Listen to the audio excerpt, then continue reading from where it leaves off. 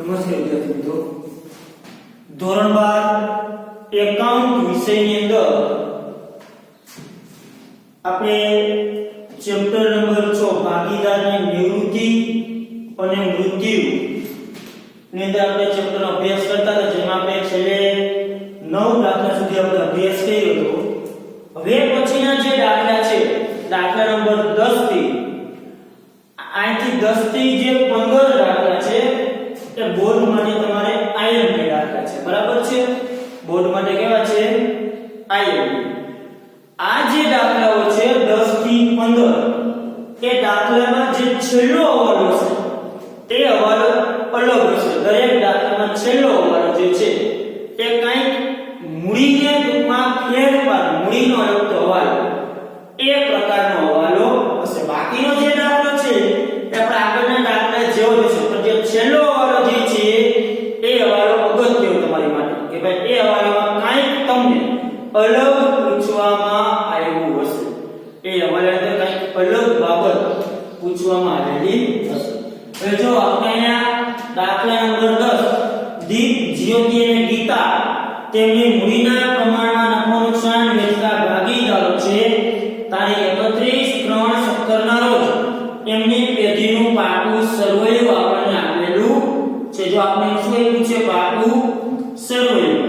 જવાબદારી અને મિલકતો, મૂડી ખાતા સામાન્ય અનામત લેણદારો પ્રવિધન ફંડ, મિલકતો બાજુ મિલકત આપી છે. જો જમીન, મકાન, ટ્રેડમાર્ક, સ્ટોક, દેવાદારો, બાયકાત અનામત પેન, બરાબર છે? પાકડી. હવે ઉપરની તારીખે જ્યોતિ નિવૃત્ત થઈ છે. કોણ નિવૃત્ત થઈ છે? જ્યોતિ. અને જ્યોતિ નિવૃત્ત થઈ છે તો એને ભાગીદારો નીચેના જે હવાલા આપણને આપ્યા છે, હવાલા ઉપરથી આપણે કીધું છે કે જરૂરી ખાતા અને નિવૃત્તિ બાદનું પાકું સરવૈયું તૈયાર.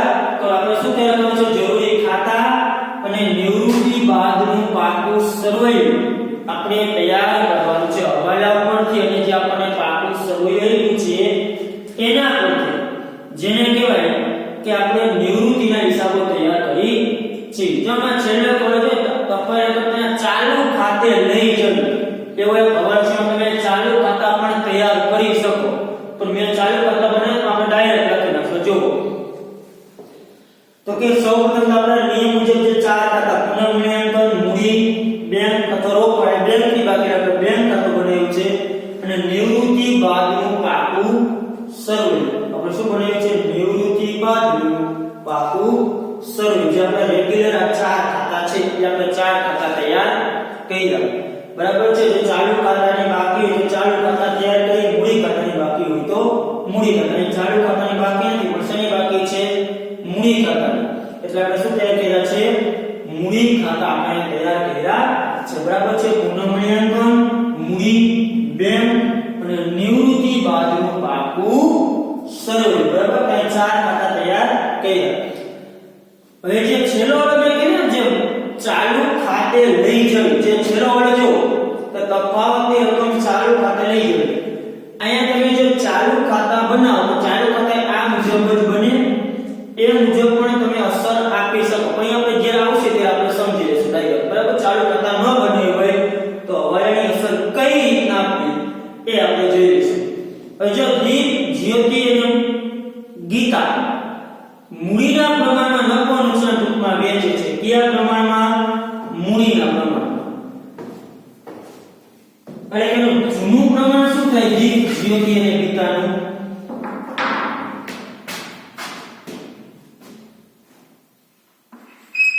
પહેલા આપણે પ્રમાણ શોધ્યું. જૂનું પ્રમાણ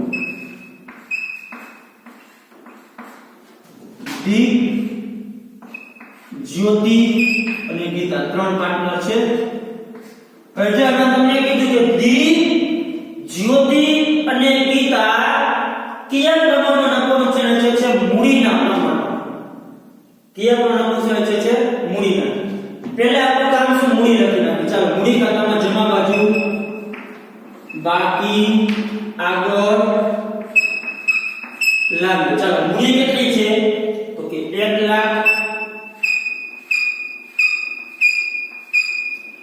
જ્યોતિની છે 1,50,000,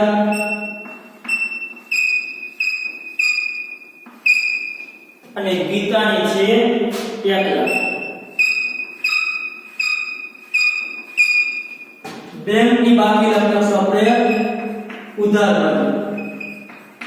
બાકી આગળ લાગે. ચાલો બેંકની બાકી કેટલી છે 22,000 રૂપિયા. ચાલો મૂડી ખાતાની અને બેંક ખાતાની આપણે બાકી રાખીએ. પહેલું કામ શું? ચારે ખાતા તૈયાર કરી નાખવાના. મૂડી ખાતા કીધે તો મૂડી ખાતા ચારે ખાતાની બાકી એટલી હોય તો ચારે ખાતા તૈયાર કરવાના. અહીંયા આપણને ચારે ખાતાની બાકી છે એટલે મૂડી ખાતા ખાલી બનાવ્યા છે. મૂડી ખાતા અને બેંક એની પહેલા શું લખવાની બાકી. હવે આપણે દાખલો સ્ટાર્ટ ક્યાંથી કરશું? હવાલાથી દાખલો સ્ટાર્ટ કરજો. પહેલો દીપ અને ગીતા 9 નફા નુકસાનનું પ્રમાણ 1:1 રાખો. પાઘડીનું મૂલ્ય 70,000 આપવામાં આવ્યું. એટલે કે અહીંયા આપણે રકમમાં શું આપ્યું છે? નફા નુકસાનનું 9 પ્રમાણ આપ્યું છે. તો શું આપ્યું છે? 9 પ્રમાણ. હવે જૂનું પ્રમાણ તો આપણી પાસે હોય જ. આપણે કીધું જૂનું પ્રમાણ તો દરેક દાખલામાં તમને આપેલું હોય. આ સિવાય બધાને શું માહિતી એના પરથી આપણે લાભનું પ્રમાણ શોધવાનું થતું હોય છે. જે અન્ય માહિતી એના હવે જો અહીંયા હવે આપણે જૂનું પ્રમાણ શું કીધું? જો ભલો નથી પણ જૂનું પ્રમાણ આપણે પેલી રકમ જ માહિતી આપી છે કે દીપ, જ્યોતિ અને ગીતા એની જે મૂડી છે એ પ્રમાણમાં નફો નુકસાન વેચે છે. તે પ્રમાણમાં મૂડીના પ્રમાણ તેનું જે મૂડીનું પ્રમાણ રહ્યું એ જ એનું કેવું પ્રમાણ થશે? જૂનું પ્રમાણ. કેવું પ્રમાણ થશે? જૂનું પ્રમાણ. એનું મૂડીનું પ્રમાણ એનું થશે જૂનું પ્રમાણ. કેવું પ્રમાણ થશે? જૂનું. હવે એની મૂડીના પ્રમાણ જૂનું પ્રમાણ છે તો મૂડીનું પ્રમાણ જો ટૂંકું કરો તો જો ચારે મીંડા કાઢી નાખો તો વધશે કેટલા? ને સાઈડમાં ગણતરી 4 મીંડા કાઢા કેટલા આવશે? 10 15 10 મીંડા આપણે ચારે કાઢીએ ટુકડું બનાવી છે. ચારે આપણે 4 મીંડા ઉડી જાય એટલે આવું હતું 10 જેમ 15 જેમ 10. હવે આને ટુકડું કરો તો આ બધાને 5 ભાગો. 5 દુ 10 5 તરી 15 અને 5 દુ 10. 5 દુ 10 5 તરી 15 અને 5 દુ 10. તો પ્રમાણ શું થયું? 2 જેમ 3 જેમ 2 એટલે 2 ના છેદમાં 7 3 ના છેદમાં 7 અને 2 ના છેદમાં 7. ટૂંકમાં મૂડીના પ્રમાણમાં નફો નુકસાન વેચે છે અને જે મૂડીનું પ્રમાણ છે એનું આપણે શું કર્યું? ટૂંકું બનાવ્યું. તો આવું મોટું પ્રમાણ ન રાખે 1 લાખ 15 લાખ એટલે આપણે શું કર્યું? નાનું બનાવ્યું. એટલે કે બધાને એવા બધું ભાંગી નાખ્યું કે જેમ આવું ટૂંકું થઈ જાય.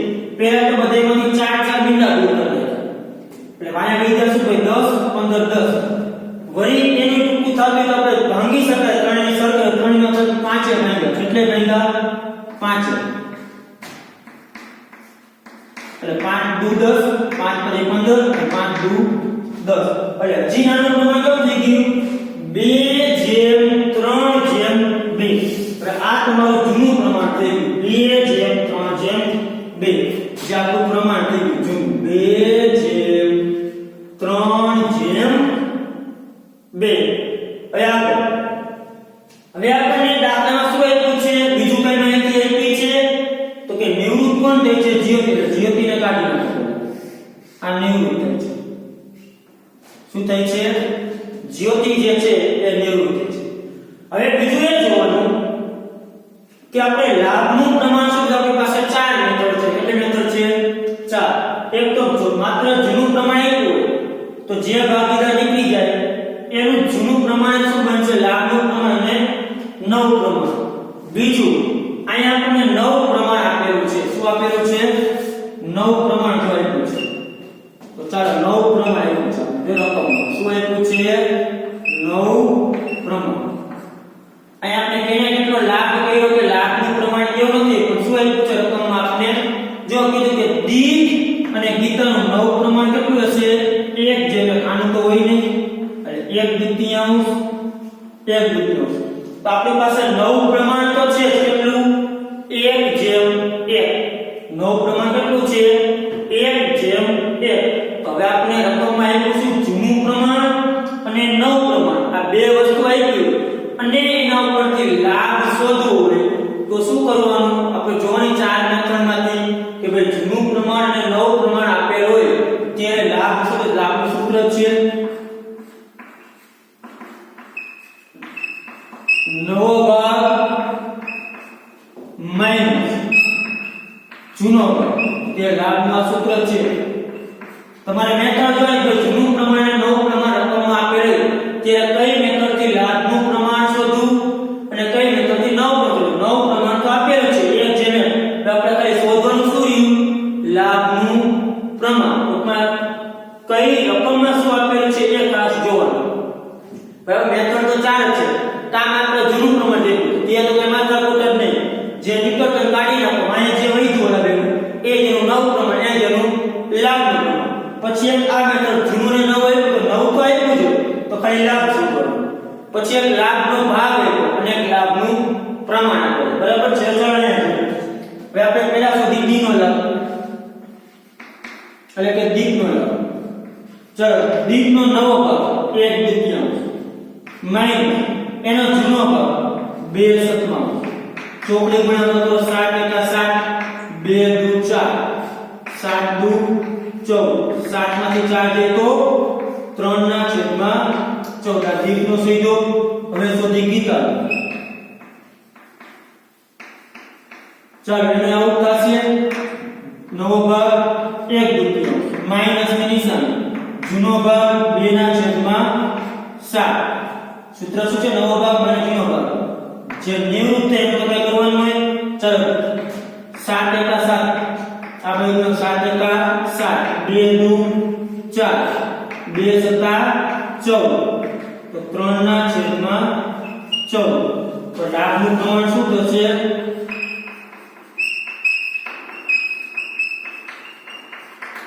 જો બેના છેદ સરખા છે તો 3/3 મતલબ પ્રમાણ થશે 1/1 એટલે કયું નવ પ્રમાણે 1/1 કહ્યું અને લાભનું પ્રમાણ કેટલું આવ્યું 1/1 પેલા કાજો છેદ સરખા હોવા જોઈએ એ વસ્તુ કાજો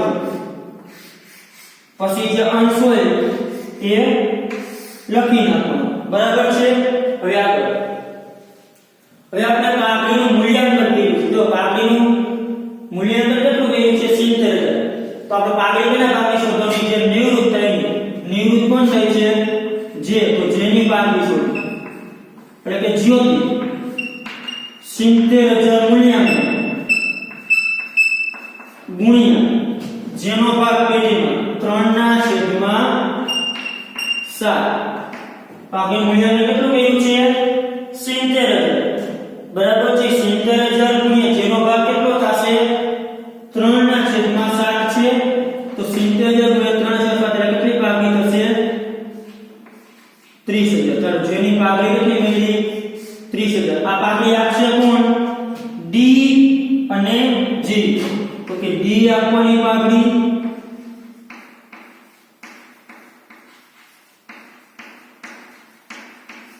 અને જી આપવાની આ બે પાઘડી આપશે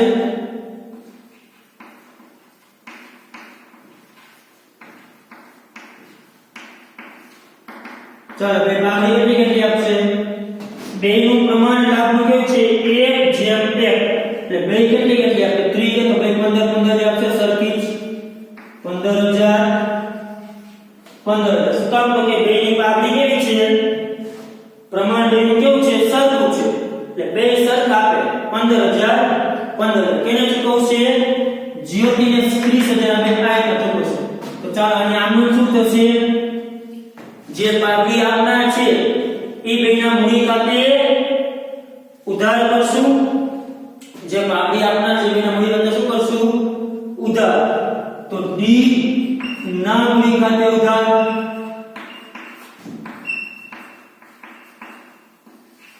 પછી જી ના મૂડી ખાતે ઉધાર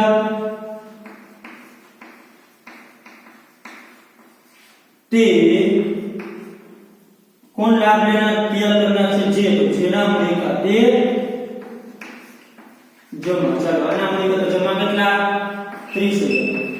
કેટલી બેડ પાકી હતી 15,000. 15. ચાલો પાકડીનો વર્ણન આપજો. ડી અને જીના મૂડી ખાતે ઉધાર છે બરાબર છે. એના મૂડી ખાતાની ઉધાર બાજુ નામ કેનું લખાશે જેનું. જેના મૂડી ખાતે રકમ કેના પ્રમાણમાં લખાશે ડી અને જીના. ડી માં 15,000, જેમાં ડી અને જી માં 15,000. તે જેના મૂડી ખાતે જમા એટલે જેના મૂડી ખાતાની જમા બાજુ નામ કેના લખાશે ઉધાર. ડી ના મૂડી ખાતે અને જી ના મૂડી ખાતે રકમ કેના કોલમમાં જેના કોલમમાં 15,000 અને 15,000. કાઉન્સમાં ભાગ લીધો તો 10,000 બરાબર છે. ચાલો પહેલો થઈ ગયો ભાગનો તૈયાર. પછી બીજો વસ્તુ દેવાદારો પર ગાલખાત અનામત 10% સુધી ઘટાડવી.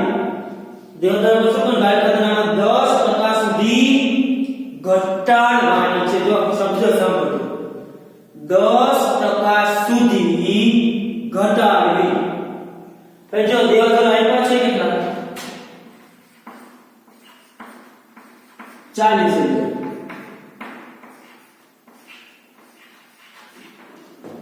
10% રાખવાની નથી કીધું, 10% સુધી ઘટાડવાની છે. ક્યાં સુધી 10% સુધી. એટલે કે ટૂંકમાં આના પર માઈનસ કરીને ગાલખાત અનામત 10% સુધી ઘટાડે. ગાલખાત અનામત 10% માં કેટલી થાય 4,000. આ ઉપરના કેટલા જશે 36,000. હવે જો અહીંયા મેં કીધું કે 10% સુધી ગાલખાત અનામત ઘટાડવાની છે. એટલે આપણે રાખવાની કેટલી ટૂંકમાં 10% સુધી જ રાખવાનું. હવે જો તમને ગાલખાત અનામત આપી છે કેટલી તો કે તમને આપી છે 6,000 રૂપિયા. કેટલી આપી છે 6,000. તમે રાખી કેટલી તો કે રાખી માત્ર 4,000 રૂપિયા. કેટલી રાખી 4,000. આપી છે 6,000, રાખી કેટલી 4,000. તો આપણે કીધું 10% સુધી ઘટાડવાની છે. એટલે 10% સુધી જ રાખવાની બરાબર. અહીંયા સુધી ઘટાડો. તો હવે આપણે આપી છે 6,000, આપણે ગાલખાત અનામત રાખી 4,000.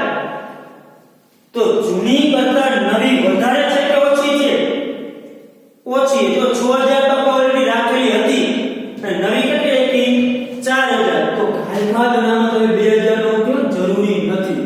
આપણને 2,000 શું થયો અમુકનો ફાયદો થયો. શું થયો ફાયદો. જો 10% થી વધારવાની કીધી હોત ને તો જે આપણે 6,000 4,000 બીજી ગઈ ટોટલ 10,000 ગઈ. પણ આપણે વળ્યું 10% સુધી આપણે ગાલખાત અનામત ઘટાડવાની છે. અને એનો મીનિંગ કે 10% ગાલખાત અનામત રાખવાની. 10% એટલે રાખી કેટલી 4,000 રૂપિયા. આઈપીટી કેટલી 6,000. એ વધારે છે. આકાશમાં આપણે ગાલખાત અનામત આના કરતા કેવી છે વધારે છે. તો કે આમ જો અહીંયા 36,000 છે એમાં દેવાદાર બાદ કરતા કેટલા હતા 34,000 હતા. તો આ દેવાદારની કિંમતનો વધારો 2,000 નો થયો ઘટાડો એ જોયો એમનો કપડે. તો અહીંયા કેટલા દેવાદાર આવ્યા 36. એમાં આપ્યા હતા કેટલા 34. તો આ દેવાદારની કિંમત શું થયું વધારો. દેવાદાર મિલકત કહેવાય. મિલકતની કિંમત વધી ગઈ. આપણે શું થયું ફાયદો. કેટલો ફાયદો થયો 2,000. તો ગાલખાત અનામત ખાલી 2,000 રૂપિયા. ત્યારે પછી આ એક ખાસ જોજો. સ્ટોક તેની પડતર કિંમત કરતા 25% વધારે કિંમતે દર્શાવેલ છે અને જે પડતર કિંમતથી નોંધવો. સ્ટોક શું કીધું છે પડતર કિંમત કરતા 25% વધારે કિંમત દર્શાવે છે. એટલે કે ચોપડે કિંમત જે દર્શાવે સ્ટોક છે ઈ પડતર કરતા 25% વધારે કિંમતે બતાવે છે. ખરેખર જે સ્ટોકની બજારમાં જે કિંમત છે એના કરતા જેને કહેવાય કે 25%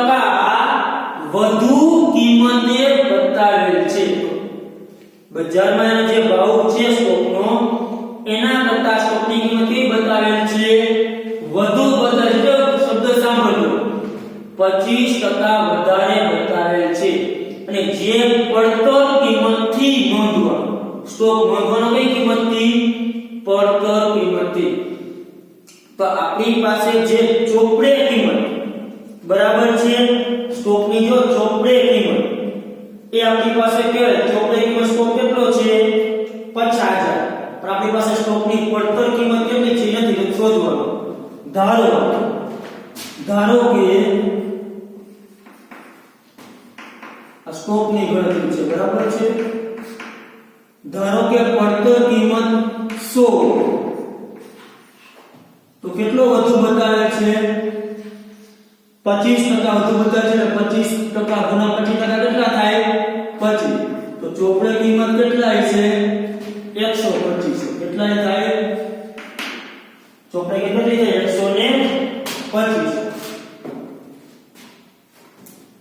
હવે આપણે કીધું ને કે ચોપડે કિંમત કરતા તો 25% કેવો બતાવેલ છે વધુ બતાવેલ છે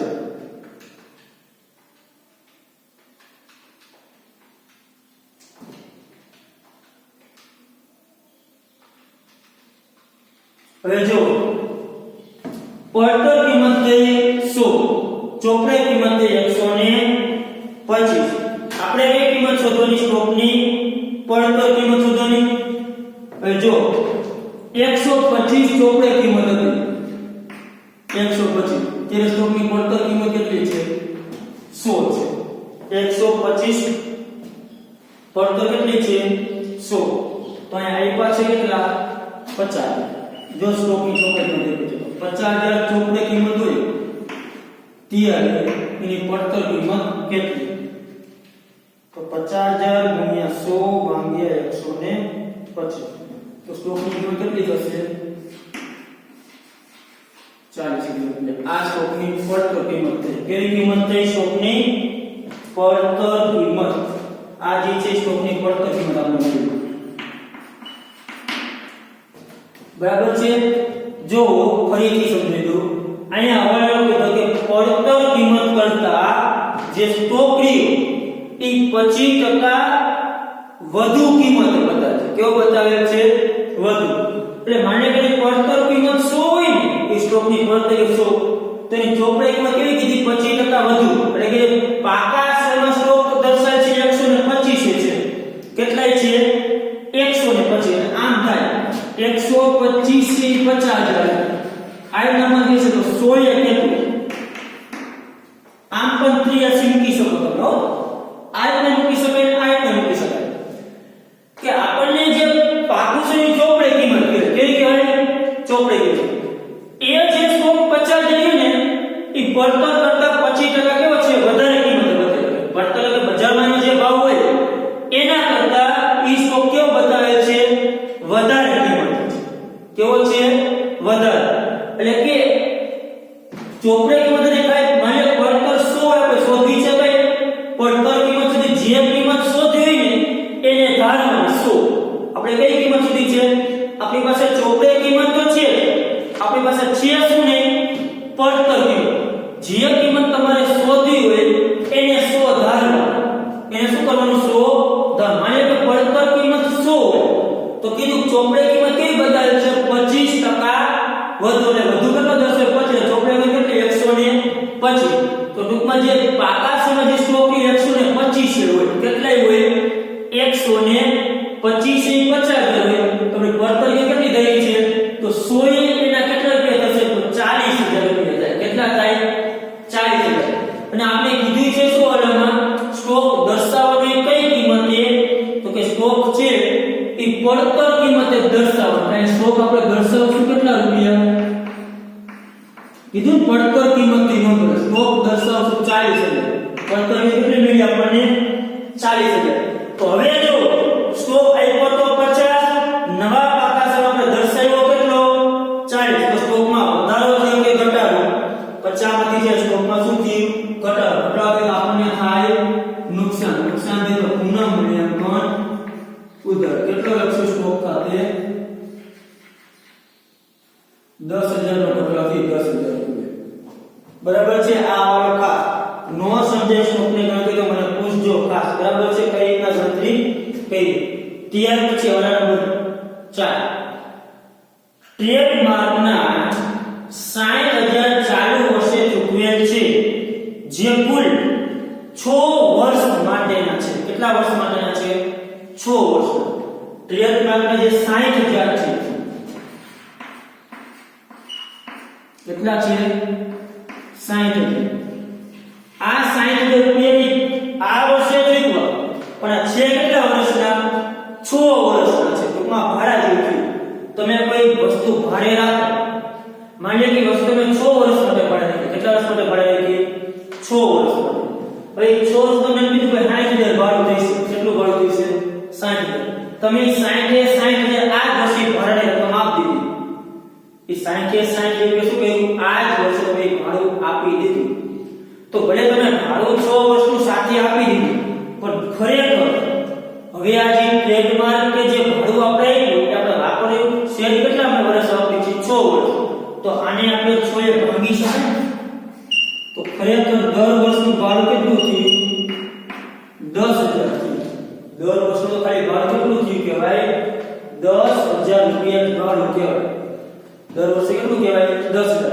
કે બધું આપણે આ જ વર્ષે ભરપાઈ ન કરી ભાઈ 6 વર્ષ સુધી વાપરી તો 6 વર્ષ માટે આ ચૂકવેલ છે એવો શબ્દ છે કે ટ્રેડમાર્ક 60 ચાલુ વર્ષે ચૂકવો પણ કેટલા વર્ષ માટેના છે 6 વર્ષ માટે એટલે કે આ વર્ષે માત્ર 10,000 માંડ્યો તો આ વર્ષે ટ્રેડમાર્કની કિંમત કેટલી થાય તો કે 50,000 આપણી મિલકત તરીકે ઊભી રહી હતી ટ્રેડમાર્ક 50,000 ના પડ્યા તો ટ્રેડમાર્કની જે માંડી રહ્યા 10,000 એ 10,000 ને શું કહેવાય ઘટાડો કહેવાય જેને ટ્રેડમાર્ક માંડી રહ્યું છે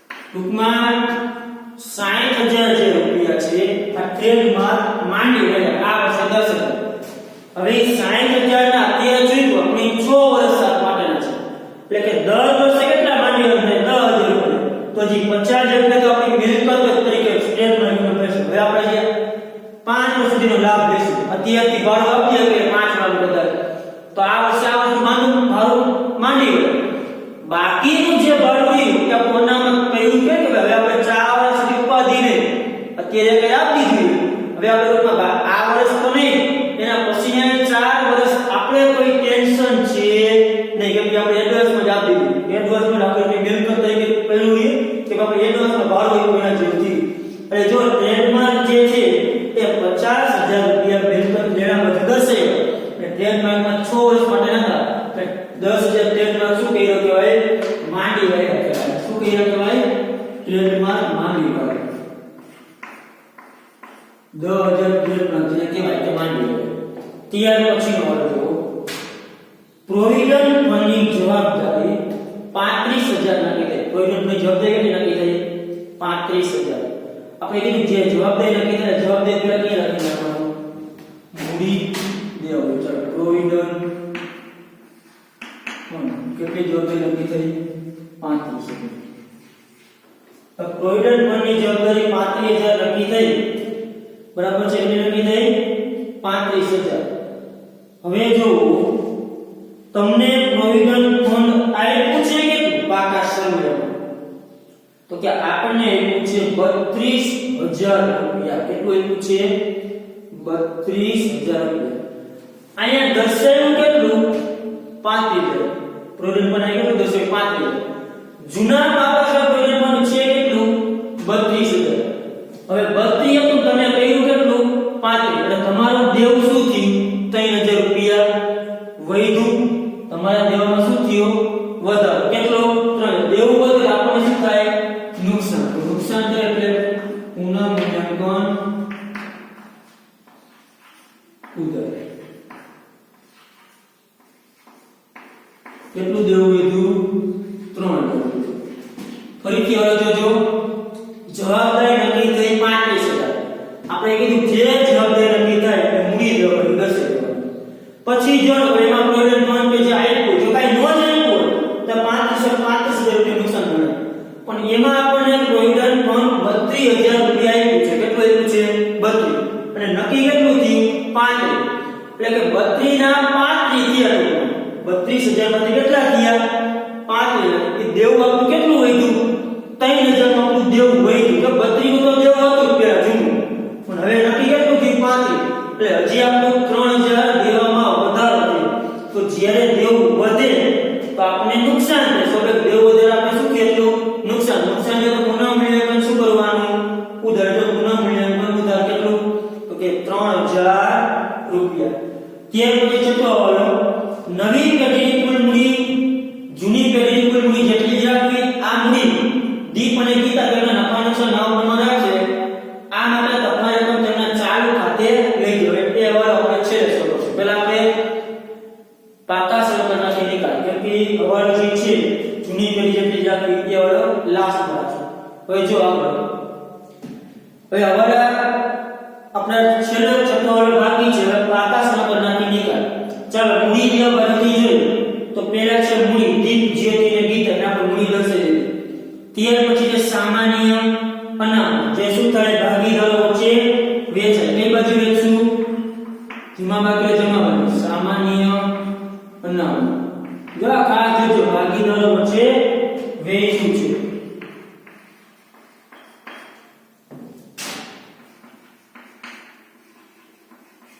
ભાગી બરાબર ચાલો સામાન્ય કેટલું છે 81,000 ને 2/3/2 ના પ્રમાણમાં વેચો જે ભાગીદાર કહેવાય એટલે 7 તો ચોકરે 4 દુ 8,000 4 કરી 12 અને 4 દુ 8 ચાલો સામાન્ય વેચી નાખ્યું એ પછી શું છે લેણદાર ચાલો લેખા છે લખી લઈએ કે આવડતું નામ લખી નાખો લેણદાર કેટલા છે 60,000 રૂપિયા લખી નાખો કાઈ આપણે નો કીધું લખી નાખવાના લેણદારો ચાલો ત્યાર પછી પ્રોવિડન્ટ ફંડ જે દર્શાવી દીધું ત્યાર પછી મિલકત લેણા બાજુ પાગડી પાકાશના પાગડી શું થાય ભાગીદારો વચ્ચે વેચવાનું કયા પ્રમાણમાં જૂના પ્રમાણ ચાલો પાકાશના પાગડી વેચી નાખો ભાગીદારો વચ્ચે જૂના પ્રમાણ ચાલો પાગડી કેટલી એકી છે 14,000 એને વેચો એટલે 2 દુ 4 2 3 6 અને 2 દુ 4 ચાલો પાગડી વેચને કે 4,000 6,000 અને 4,000 દીપ જ્યોતિ અને ગીતા છે ત્યાર પછી જમીન મકાન ચાલો દર્શાવ્યા છે મિલકત કે વેચાય નો વેચાય પાકા સર્વે દર્શાવી જમીન મકાન કેટલા છે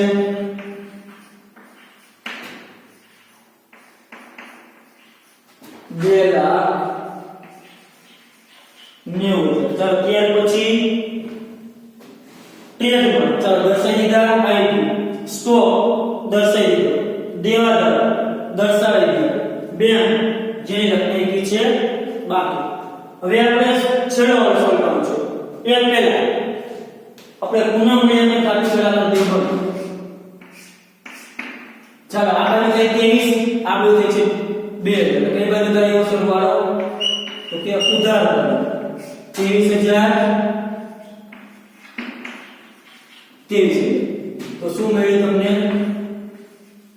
ખોટ જે દીપ જ્યોતિ અને ગીતા વચ્ચે વેચો કેટલી ખોટ આવશે 21,000 3 દુ 6 2/3/2 ના પ્રમાણ જૂના પ્રમાણ 6,000 9,000 16,000 ચાલો પુનઃ મૂલ્યાંકન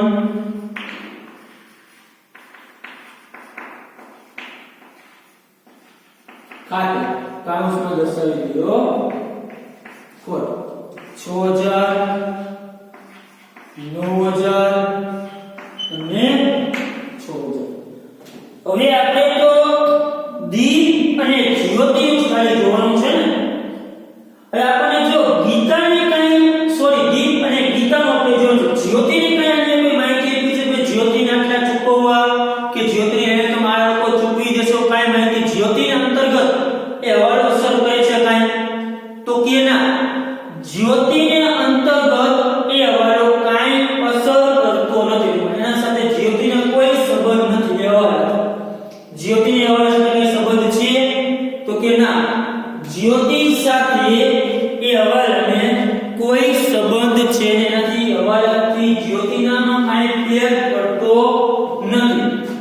તો જ્યોતિનું ખાતું પહેલા બંધ કરી દો. કેનું ખાતું? જ્યોતિનું. ચલો જ્યોતિને તેનાથી ફેર નથી પડતો ને, તો જ્યોતિનું જે ખાતું છે એ ખાતું બંધ કરી દો.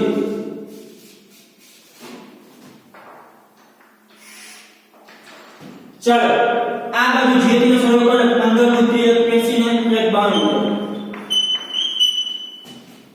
1,92,000. જ્યોતિનું કઈ રીતે? જ્યોતિની બધી શું રાખશું? લોન. ચલો જ્યોતિની લોન 1,92,000 માંથી 15,000 જાય એટલે 1,70,000. જે જ્યોતિની શું છે? લોન છે. જ્યોતિની લોન આપણે ક્યાં દર્શાવી દઈશું? મૂડી દેવા. જ્યોતિની લોન કેટલી? 1,70,000. હવે છેલ્લો વાળો જો. હવે છેલ્લો વાળો તમને શું કીધું છે? હવાલો ખાસ સમજો. નવી પેઢીની કુલ મૂડી જૂની પેઢીની કુલ મૂડી જેટલી રાખવી. નવી પેઢીની જે મૂડી રહી, આ મૂડી જૂની પેઢીમાં જે મૂડી છે, જૂની પેઢીની કુલ મૂડી જેટલી રાખવી. એટલે કે નવી પેઢીમાં જે આપણે મૂડી હોય એ મૂડી કેટલી રાખવાની?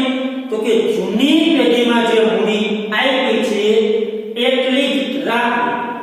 આ મૂડી દીપ અને ગીતા તેમના નફા નુકસાનના નવા પ્રમાણમાં રાખશે. આ માટે તફાવતની રકમ તેમના ચાલુ ખાતે લઈ જવી. હવે જો હવાલો ખાસ સમજો. હવાલો શું કીધો છે? અત્યાર સુધી આપણે એવું કરતા દાખલામાં કે ભાગીદારને લોન રાખી દેવી, પછી આપણે જે ચાલુ ભાગીદાર જે વૈધા હોય એની બાકી શોધી લઈ, મૂડી બાકી આગળ લઈ ગયા કરી એની મૂડી આપણે લખી નાખતા. જે આવે એ લખી નાખી. માને કે દીપ અને જ્યોતિ જે મૂડીને બાકી આવે એ બાકી આપણે અહીંયા દર્શાવી દેતા. પણ અહીંયા દર્શાવશું નહીં. શું કામ? તો કે આપણને કીધું છે કે ભાઈ એની જે નવી પેઢીમાં જે મૂડી આવે, નકર તો શું કરી કે બાકી સુધી સરવાળો કરી જે બાકી આવે એ બાકી આપણે શું કરી દર્શાવી દે. એ જ બાકી આપણે શું કરી અહીંયા દર્શાવી લખનાથી ભાઈ જે બાકી હોય એ. પણ અહીંયા તમારે એવું કરવાનું નથી. તમને કીધું છે જો કે એની જે મૂડી છે એ નવી પેઢીમાં, તો કે નવી પેઢીની કુલ મૂડી એટલે કે નવી પેઢીનું પાકું સરવાળો કહેવાય. એની જે કુલ મૂડી છે એ જૂની પેઢીની મૂડી જેટલી જ રાખવી. એટલે જૂની પેઢીમાં જો મૂડી છે કેટલી ટોટલ તમને જૂના પાકા સમયનું છે 3,50,000. એટલે કે આ મૂડી આવવી કેટલી જોઈએ? 3,50,000. કે નવી પેઢીની જે મૂડી એ જૂની પેઢીમાં જેટલી મૂડી હતી, જૂની પેઢીની મૂડી કેટલી હતી? 3,50,000 હતી. તો કે નવી પેઢીમાં જૂની પેઢીની જેટલી મૂડી હતી એટલી જ મૂડી રાખવાની. 3,50,000 જ. આ મૂડી જે છે એ દીપ અને જ્યોતિ કયા પ્રમાણમાં રાખશે? એના નફા નુકસાનનું 9 પ્રમાણ. એટલે કે આ ટોટલ મૂડી જે 3,50,000 એના નવા પ્રમાણ રાખશે. 9 પ્રમાણ કેવું છે? 1:1. એટલે બે સરખા પ્રમાણ થયું તો બેની મૂડી કેટલી રાખશે? આ 1,75,000 આની અને આની 1,75,000. ફરીથી નવી પેઢીમાં જે મૂડી છે એ મૂડી જૂની પેઢીમાં જેટલી મૂડી હતી એટલી જ રાખવાની. જૂની પેઢીમાં મૂડી કેટલી છે? જૂના પાકામાં મૂડી કેટલી આપેલી છે? 3,50,000.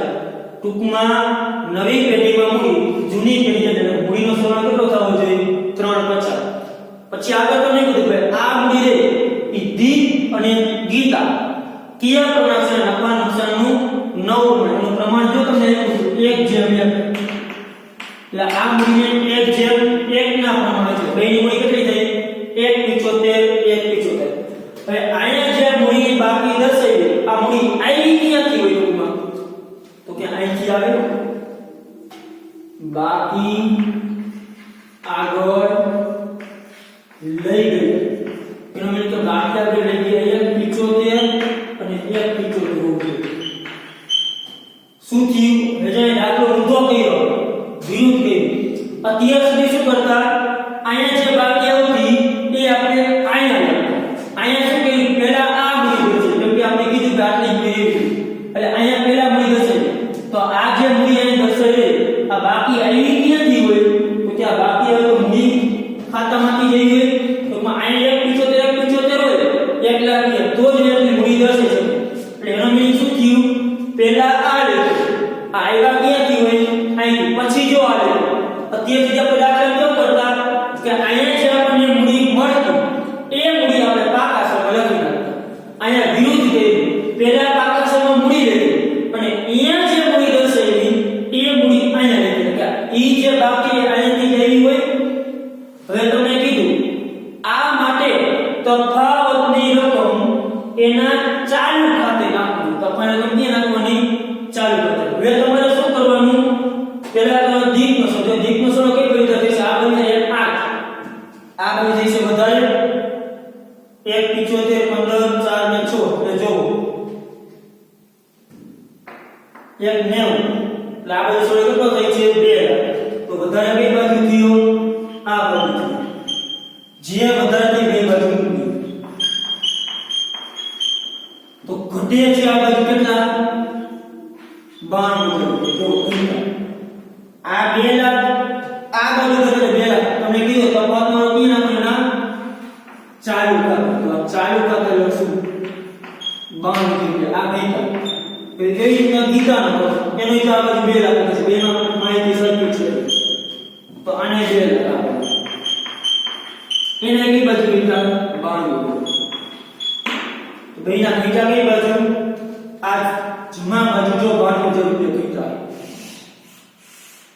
બરાબર છે હવે જો આ 2 લાખ તમે આ બાદ પર 175 તમને મળે જે તફાવત મળે છે તો 92 નો તફાવત મળે સરળ કઈ બાજુ દર્યો ઉધાર બાજુ તો કે આટલી આ બાકી મેળવવી હોય તો ક્યારે મળી શકે તો કે આ બાજુ 2 લાખ માંથી આટલું બાદ કરી અને 175 મળે અને આ 2 લાખ મેળવવા કેવી તો કે આ 92 હોય ને તો આ 2 લાખ થાય એટલે આવા સંજોગોમાં જે પહેલા મૂડી લેતી કે શું કરો જે બાજુનો સરવાળો વધારે થાય બે બાજુ મૂકવાનો જે બાજુ ઘટે છે પછી તમે જેના ખાતે કે ચાલુ ખાતે કે બેંક ખાતે એની સામે ચાલુ ખાતે અને ચાલુ ખાતે લખ્યું હવે શું થશે આ જે ચાલુ ખાતા જે તમે લખ્યા મૂડીની અસર તો થઈ હવે ચાલુ ખાતાની અસર આપવાની છે ચાલુ ખાતા તમારે પાકા સમમાં દર્શાવવા પડે દી અને ગીતા તો ચાલુ ખાતા ક્યાં જાય તમારે ચાલુ ખાતા મૂડી ખાતામાં જે બાજુ હોય એ બાજુ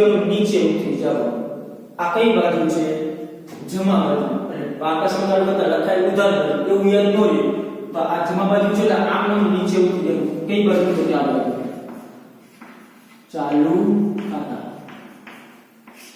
દીપ અને જ્યોતિ ગીતા 92000 એનો સરવાળો કેટલો થશે 1,84,000 જે બાજુ ચાલુ ખાતા લખ્યું છે એનો તમારે નીચે ઉતરી જવાનું જાની અસર શું થાય માની તમે ચાલુ ખાતા બનાવો ચાલુ ખાતા તો મૂડી ખાતાની જમા બાજુ છે તો ચાલુ ખાતામાં કઈ બાજુ છે ઉધાર બાજુ કઈ બાજુ છે ઉધાર બાજુ પછી તમે ચાલુ ખાતા બંધ કરો તમે ચાલુ ખાતાને બનાવ્યું હોય આ રીતના ત્રણેય બરાબર આ ચાલુ ખાતા હોય તો આ જે બાકી છે મૂડી ખાતામાં જમા બાજુ એટલે ચાલુ ખાતામાં કઈ બાજુ છે ઉધાર બાજુ છે મૂડી ખાતા દીપ અને જ્યોતિ વાળીને 92 રૂપિયા છે પાછા ચાલુ ખાતા પર સડો કઈ બાજુ થતા આ બાજુ અને બાકી કઈ બાજુ મળે આ બાજુ બાકી આગળ લઈ લે જો આ બાજુ બાકી લઈ ગયા તો તમે કઈ બાજુ મૂડી ખાતા જમા બાજુ આ બાજુ બાકી લઈ ગયો તો કઈ બાજુ આવે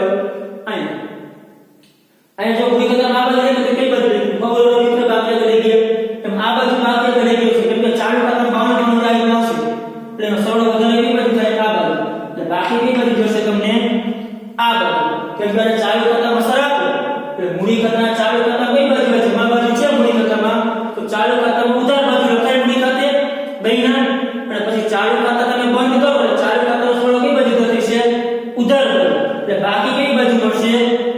જે ઉતરશે કઈ બાજુ આ બાજુ હવે તો આપણને આપણા પાકું સોલ્યુશન બસ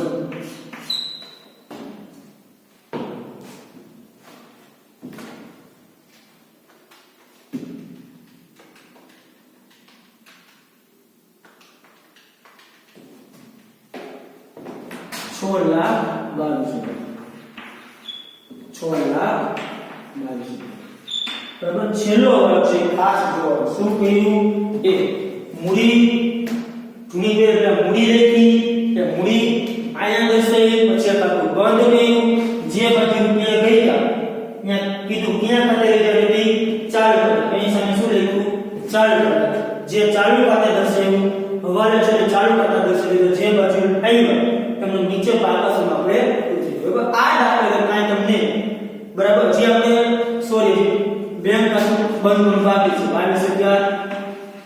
22,000 ચલો બેંક ની બાકી કેટલી મળશે બાકી આગળ લઈ ગયા 22,000 ચલો બેંક ની બાકી દર્શાવી દઈ